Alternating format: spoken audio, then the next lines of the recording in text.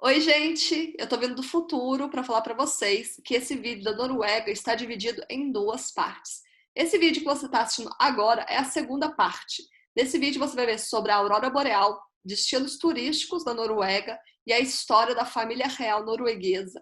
E na primeira parte você vai encontrar informações sobre Oslo, a história dos vikings e outras curiosidades sobre o país.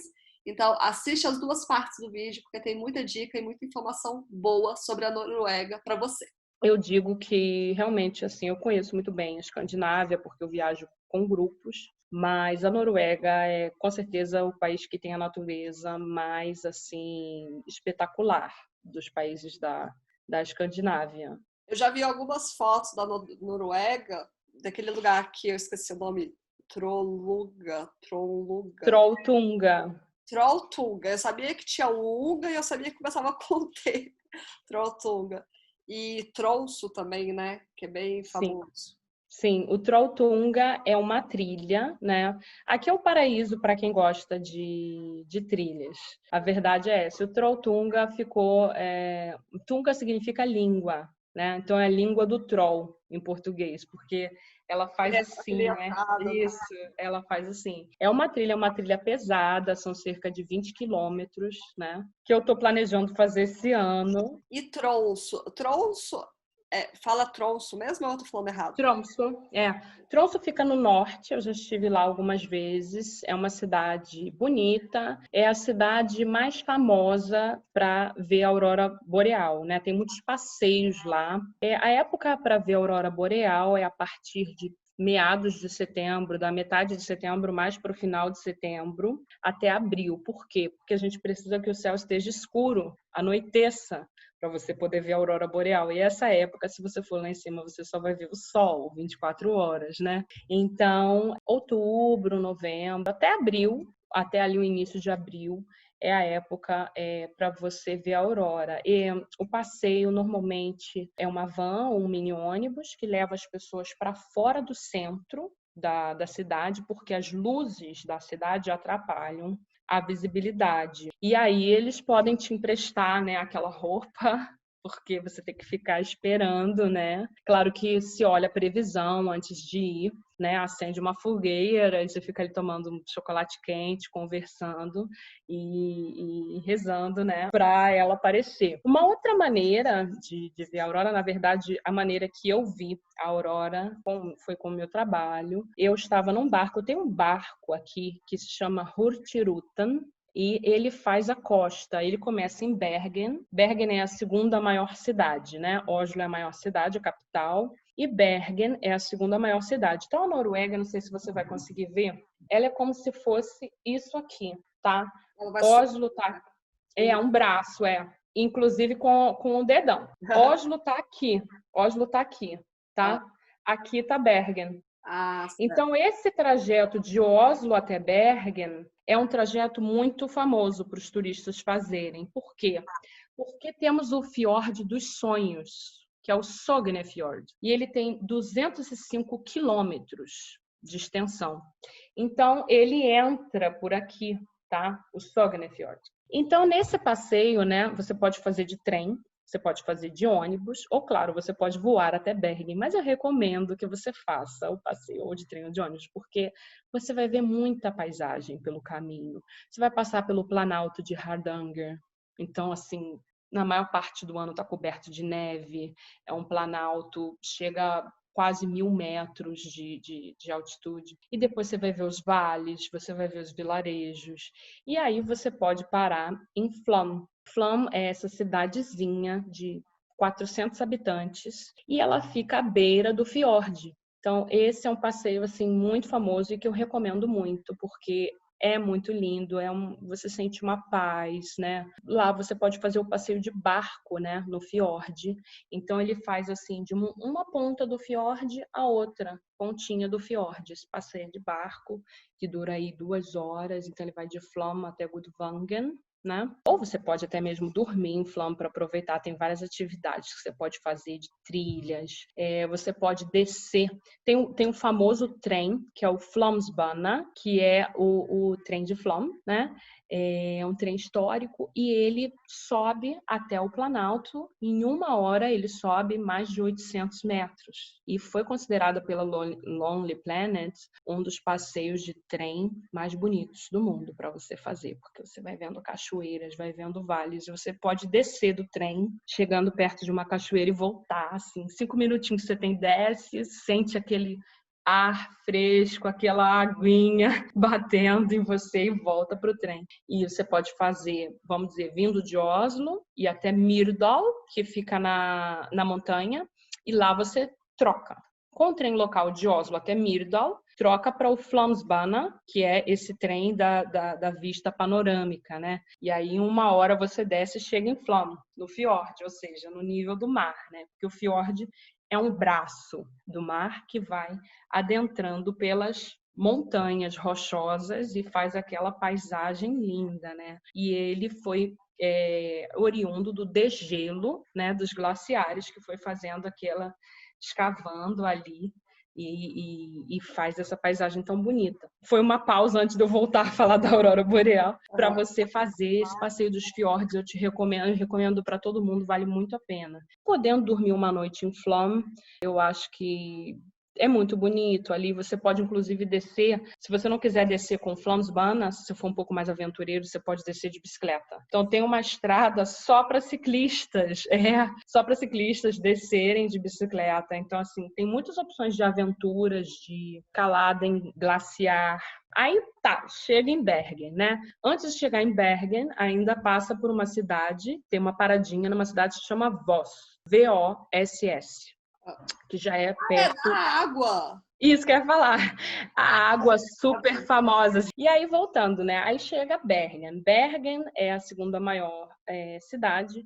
Bergen e Oslo têm uma rivalidade como Rio e São Paulo, né? Qual que é mais importante, qual que é mais bonita. Claro que Oslo é melhor. Mas Bergen também é legal, vale a pena você conhecer. Cidade das 7 montanhas, né? Então ela é cheia de montanhas. É uma cidade também histórica. Agora tem um detalhe, né? Chove muito, é a cidade que mais chove na Europa. E aqui na Noruega tem um ditado que não existe tempo ruim, existe roupa inapropriada. Então você se prepara e vai ser ótimo.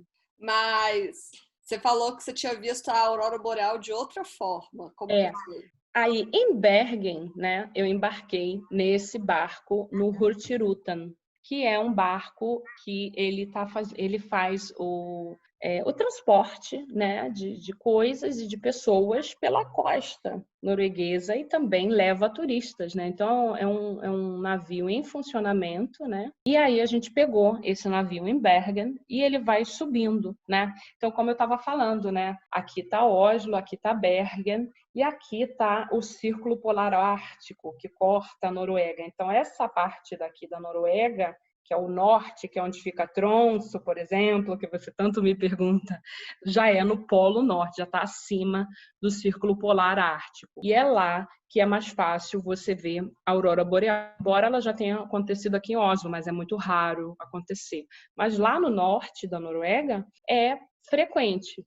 E aí, com esse navio, é fantástico, porque ele vai parando no porto, né, de várias cidades. Então, tem tempos variados que você fica em cada lugar. E algumas pessoas pegam só por um trecho, de uma cidade até outra, outras fazem o passeio todo, né, até Kirkenes, que é a última cidade de desembarque, levam 6 dias.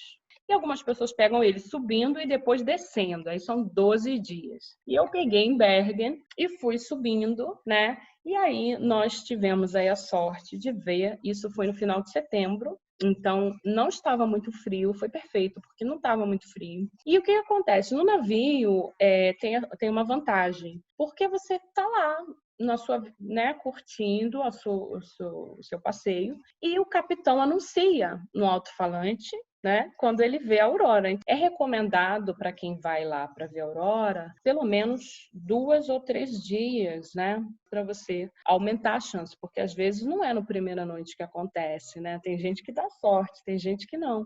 Eu ia perguntar isso. A aurora boreal não é todos os dias, né? Não, depende da visibilidade, depende se vai estar nevando, você não vai conseguir ver, o céu tem que estar claro, né? É um fenômeno natural. Então, tem também um outro lugar que é menos conhecido, mas que eu tenho também um guia brasileiro, parceiro meu, trabalhando como guia da aurora boreal.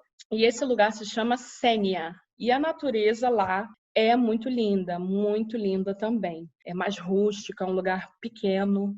Tromsø já é uma cidade para o padrão norueguês, né? Grande, tem universidade, tem festival de cinema, tem museus. Senja é aquele lugar assim bem natureza selvagem e tem o guia brasileiro, o André, que trabalha lá. Então tem mais essa opção aí para vocês. Eu já estou aqui desesperada, porque eu quero ir para a Noruega. Só que para eu ir Venha. para a Noruega vai ter que ter um ponto muito importante, que agora é polêmico, que é: custa caro viajar para a Noruega? As coisas são caras? Porque eu sei que para o meu padrão mochileira eu vou ter que fazer um esforço maior, né? É caro. Aqui você, assim, comer em restaurante é caro. Bebida alcoólica, então, é muito caro. Você tomar, assim, num bar, uma cerveja, vai estar de R$ 40 para cima, né, para tomar um chopp. Na E, Noruega usa euro. não, aqui nós temos a coroa norueguesa. Então, aqui na Escandinávia, a Noruega tem a coroa norueguesa, a Suécia tem a coroa sueca e a Dinamarca tem a coroa dinamarquesa. Então, eu queria contar para vocês também um pouco da família real norueguesa, né? Nós temos uma monarquia constitucional, ou seja, eles têm um poder simbólico aqui na Noruega. Tanto na Noruega quanto na Dinamarca e na Suécia é o mesmo sistema, né? De ter uma família real aí que faz o papel representativo. E aqui na Noruega é o rei Haroldo V, Harold V em inglês, a rainha Sônia, eles têm um pouco mais de 80 anos de idade, o príncipe Håkon, que vai ser o futuro rei, um príncipe com seus 40, acho que tem 43 anos por aí, bonitão, e casou com uma plebeia, a Mette-Marit, era uma mulher comum, que inclusive gostava de baladas e que era mãe solteira, ela tinha um filho já. E isso não foi problema nenhum aqui na Noruega, eles aceitaram numa boa. Ela é uma princesa muito querida, né? E aí eles têm um casal de filhos e depois do príncipe Håkon, a próxima herdeira do trono vai ser uma menina. E além do Håkon, né, tem também a Martha Louise, que é a ovelha negra da família, que é a princesa, e ela abdicou do título real porque ela quis abrir o seu próprio negócio. E qual foi o seu próprio negócio? Uma escola para ensinar as pessoas a falarem com os anjos. Isso é um motivo de piada aqui na Noruega, porque apesar de ser um país que a religião oficial, né, é cristão luterano, mas são muitos ateus aqui. Na realidade, são muitos ateus. E muitos que, como no Brasil, que tem muitos católicos que só vão ali, talvez uma vez por ano, à missa, também aqui. Então, assim, não são muito religiosos. Então, o fato da princesa Martha Louise, ou ex-princesa, ter aberto aí essa escola para ensinar as pessoas a se comunicarem com anjos, foi aí uma polêmica. Não para por aí as polêmicas envolvendo a Martha Louise. Ela foi casada com um artista chamado Ari Ben. Ela tem 3 filhos com esse artista. Até foi uma coisa muito triste que aconteceu no Natal do ano passado. Ele cometeu suicídio. Eles já estavam separados, tá? Não eram mais um casal e justamente no Natal aconteceu isso. Teve aí o funeral que foi aberto à mídia, gravou tudo e a filhinha mais velha deles fez um discurso tão lindo, tão emocionante, sabe? Foi um momento assim de união aqui na Noruega, das pessoas falarem que a gente precisa falar mais sobre a saúde mental. O Ari Ben, o último livro dele, ele falou sobre a luta dele contra a depressão e o álcool. Mas aí, voltando a Martha Louise, a última polêmica dela foi o namorado novo dela. ela está namorando um americano e esse americano trabalha como xamã. E o nome dele é Xamã Durek. Depois você dá uma olhadinha para você ver um casal bonito. Mas enfim, ela sempre está envolvida em polêmicas, né?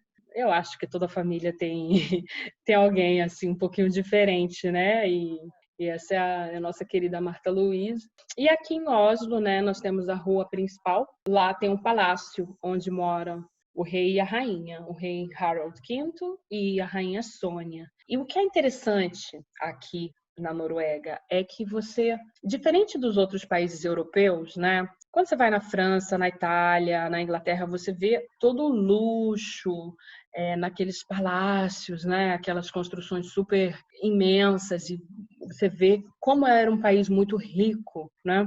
Nas construções históricas, na verdade.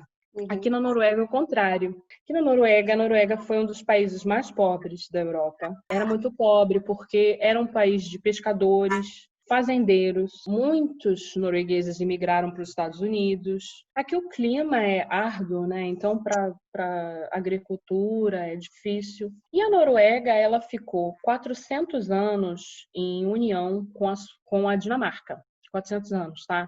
União, entre aspas, porque na verdade era como se fosse uma colônia da Dinamarca. O rei ficava na Dinamarca, todas as decisões, né, universidade era lá, tudo era lá. Então, se você quisesse ter alguma oportunidade, tinha que ir para a Dinamarca. Inclusive, por 150 anos, tudo que foi impresso foi em dinamarquês. Então, nem jornal em norueguês eles tinham. As línguas são parecidas, né? Elas têm a mesma raiz. O sueco, o dinamarquês e o norueguês. Todas vêm da mesma raiz, são idiomas parecidos. Então, o dinamarquês, ele dominou aqui. Quando a Dinamarca, ela apoiou Napoleão, né? E quando Napoleão perdeu a guerra, aí a Dinamarca perdeu o controle sobre a Noruega. Aí a Suécia entrou na jogada e falou, opa, agora passa a Noruega para cá. Então foi a Noruega e ficou mais anos abaixo da Suécia. A Noruega só ficou independente em 1905 da Suécia. Então ela foi dominada aí pela Noruega, pela Suécia. E esse palácio, onde mora o rei e a rainha aqui, ele foi construído pelo rei sueco, o rei Karl Johan, que é o rei que nomeia a rua principal. Então ele é um palácio que ele é simples, né? Ele não é um palácio super luxuoso, porque o rei não morava aqui. Né? Então, era o palácio de quando ele viesse visitar a Noruega. Então, quando você olha aqui os prédios históricos na Noruega, você não vai ver aquele luxo, aquela riqueza, né? Que você vê aí nos outros países europeus. Mas quando você olha para as construções modernas, como a Ópera de Oslo, que eu estava te falando, toda feita em mármore Carrara, todos esses novos museus que estão surgindo aí, nova biblioteca, você vê realmente que é um país rico. Então, a riqueza ela está nas construções modernas. Em 1960, a Noruega descobriu o óleo, o petróleo no Mar do Norte. Então, foi aí que a Noruega começou a se tornar um país muito rico. E a Noruega ela tem o maior fundo soberano monetário do mundo, né? Que eles pegaram o dinheiro do petróleo e fizeram esse fundo monetário. Ele estava estimado em $1 trilhão até começar a pandemia. Agora, com a pandemia, eles tiveram que fazer um saque muito grande, né, para poder estimular a economia daqui. Então, mas continua sendo o maior fundo monetário do mundo. Então, por isso que é um país tão rico hoje em dia, né? Mas eles são novos ricos. Deixa eu te fazer uma pergunta. Você falou, então, que tinha aí o rei da Dinamarca, o rei da Suécia. Atualmente, o rei da Noruega surgiu de qual família? Da Suécia?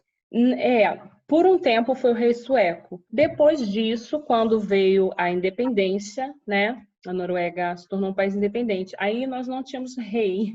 Então nós importamos um rei da Dinamarca. Então o rei hoje é neto de dinamarquês. Ah, tá. O rei Harald V é neto do rei que veio da Dinamarca. Teve um plebiscito aqui e escolheram ter rei. Né? Os noruegueses escolheram, foi o rei Håkon VII. E esse rei foi o rei que estava aqui enquanto nós fomos, eu falo nós que eu já me sinto, né? Durante a invasão nazista, né? O rei Håkon VII foi esse rei.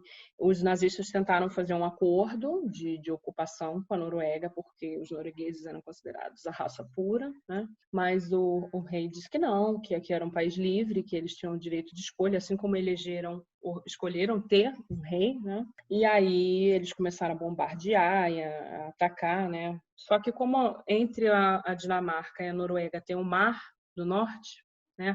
Eles vieram da Alemanha, passaram pela Dinamarca e a Dinamarca não teve como resistir.